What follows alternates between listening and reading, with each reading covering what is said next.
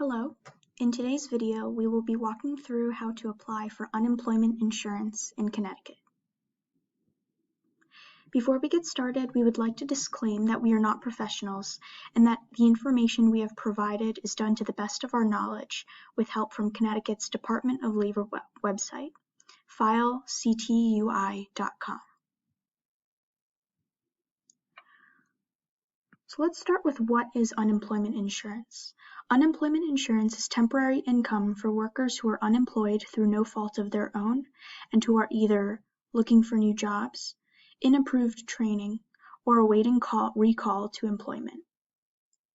The funding for unemployment insurance benefits comes from taxes paid by employers. Workers do not pay any of the costs. Next, some COVID-19 related notes. Due to the COVID-19 pandemic, the Commissioner has waived the requirement to look for work. When you get to the Eligibility Questions tab in the application, please be sure to answer yes to the first question, are you able and available and actively seeking full-time work? If you answer no, your benefits will be stopped. We will revisit this point in greater detail when we get to the applications process. The second thing to note is if you become unemployed due to coronavirus, you should file for unemployment benefits. Eligibility will be determined on a case-by-case basis.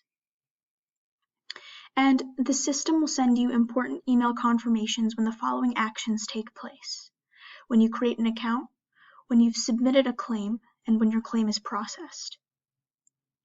If you do not get an email after these steps, check the spam or junk mail folder in your email account. Eligibility. To be eligible for Connecticut unemployment, you must be fully or partially unemployed, unemployed through no fault of your own, and the law also imposes disqualifications for certain types of separation from employment. You also must be physically and mentally able to work full-time and available for full-time work. Please note that individuals who cannot work because of a physical or mental impairment that is chronic or expected to be long-term or permanent may qualify for benefits if they are available for suitable part-time work. In addition, you also must be registered with the American Job Center, be actively seeking work by making reasonable efforts to find employment each week, participate in selected reemployment services if you are identified as a dislocated worker by the profiling system, and file your weekly claims as directed. Now moving on to monetary eligibility. To qualify for benefits, you must have earned enough wages during your base period.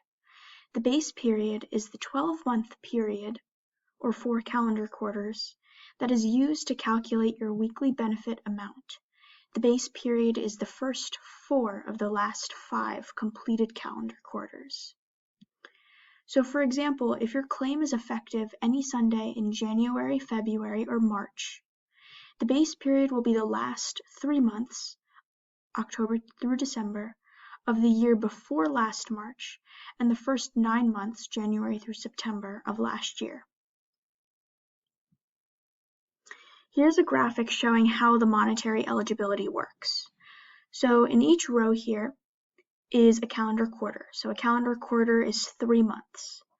If you file a claim in this quarter, January, February, or March, then your base period, or the 12-month period used to calculate your weekly benefits, will be the first 4 quarters of the last 5 completed quarters.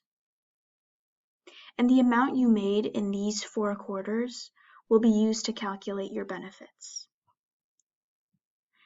And as a final note, a new base period begins on the Sunday of the first complete calendar week of the new quarter, and the turn of quarter occurs during the first full week of the following quarter. Non-citizen eligibility. If you are not a U.S. citizen, you must be in legal alien status now, as well as during the time in which you earned your base period wages in order for benefits to be paid.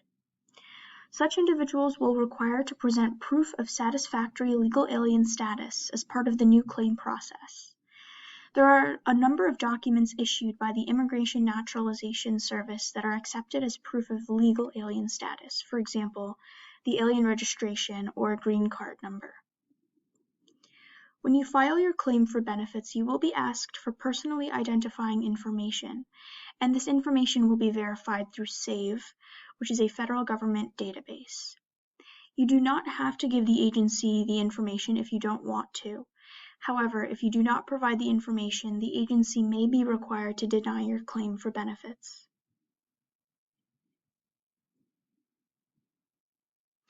On to calculating your weekly entitlement. The amount of weekly entitlement is called the weekly benefit rate.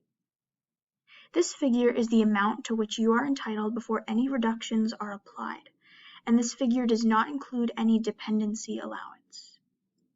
The method of computing the weekly benefit rate is contained in the law and can be generally summarized as follows.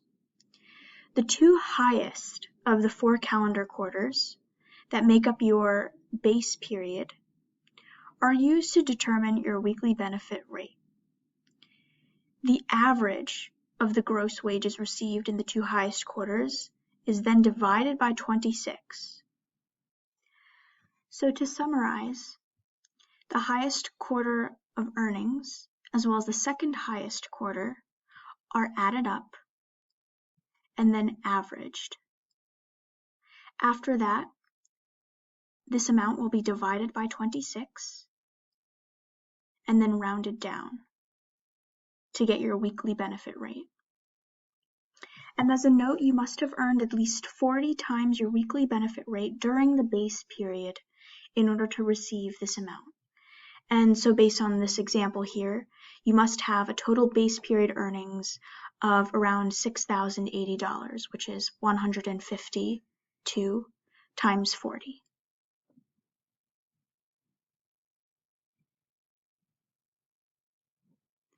Now moving on to methods of applying. You can apply by phone. If you are disabled or you need help filing your claim, you can call the Department of Labor Consumer Contact Center at 1-800-956-3294. To apply online, you can go to filectui.com.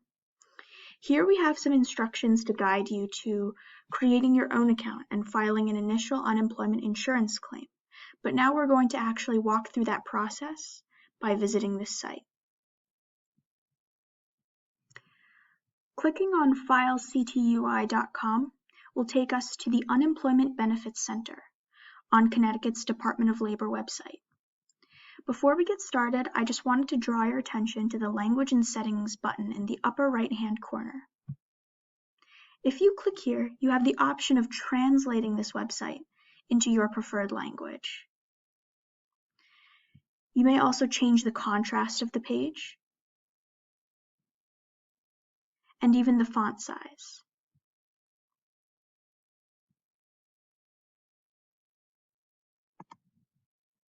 So once you've selected your preferences, you can scroll down and under the New Claims label, click File a New Claim for State or Federal Unemployment Benefits. This will take you to another page, and some notes about filing a claim include noting that the start date for your claim is always on the Sunday of the week when you submit the application for benefits. Therefore, it is important that you file as soon as possible. When you are ready, click Proceed. You will be taken to this page where you can apply for benefits. And here is one of the COVID-19 related notes we saw earlier in this video, which tells you to answer yes to the first question in the Eligibility Questions tab, which is, are you able and available and actively seeking full-time work? The reason they want you to answer yes is because due to the COVID-19 pandemic, the state says that you don't have to be looking for work to qualify for unemployment. So if you answer no, your benefits may be stopped.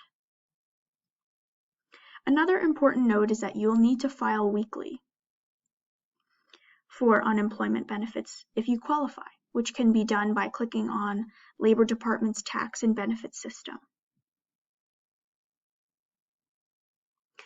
Down here is a PDF guide on filing unemployment during COVID-19, which we will get to in a few minutes.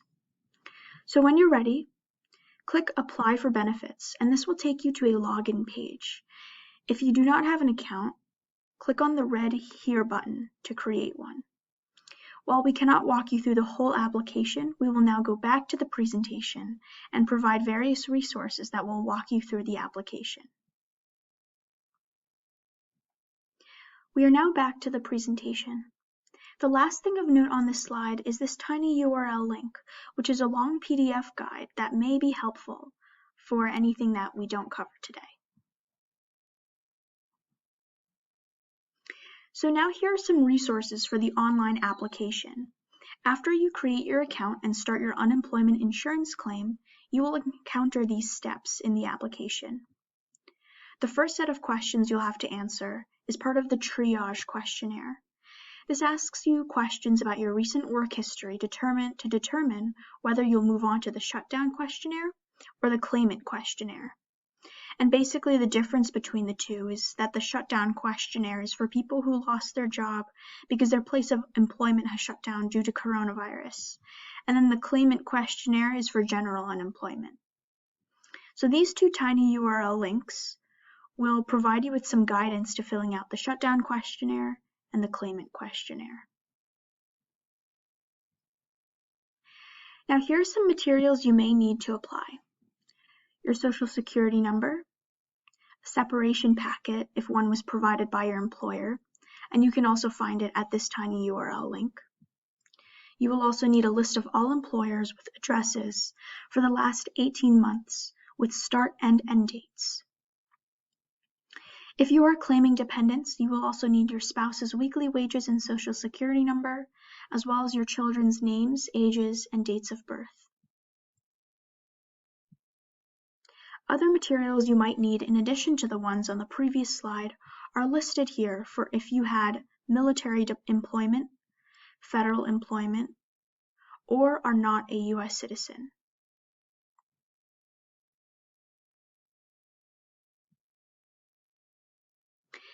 Here are some next steps after filing. Please know that it could take the Department of Labor 4 to 6 weeks to process your claim. If you qualify for unemployment, you will need to file weekly for unemployment continued claims.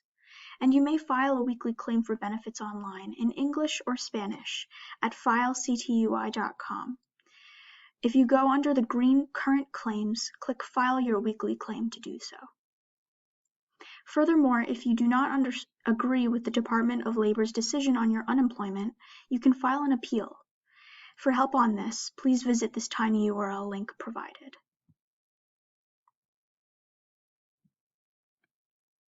Now here are some drawbacks and notes on filing for unemployment. As mentioned earlier on the FileCTUI site, the start date for your claim is always on the Sunday of the week when you submit the application for benefits. As a rule, claims are not backdated to your last day of work. Furthermore, if you are working part-time, making sure you are reporting these hours and earnings keeps your claim active and provides partial unemployment benefits where applicable. The weekly benefit rate will be reduced by 2/3 of your total wages for that week. For pensioners, the weekly benefit rate will be reduced by the weekly amount of the pension that was contributed by the employer. You can report your pension when you file your new claim. If you start to receive a pension after your new claim has already been filed, you must report your pension at filectui.com by selecting Receiving a Pension. You can also go on CT Hires, which is Connecticut's Department of Labor's no-cost online job bank. And finally, there's the Subsidized Training and Employment Program, also known as Step Up, which is a list of summer and seasonal jobs at state agencies that are open to all job seekers, as well as the Veterans Manufacturing Job Match Program, which can be found on the main page of the Labor Department's website at ct.gov/DOL.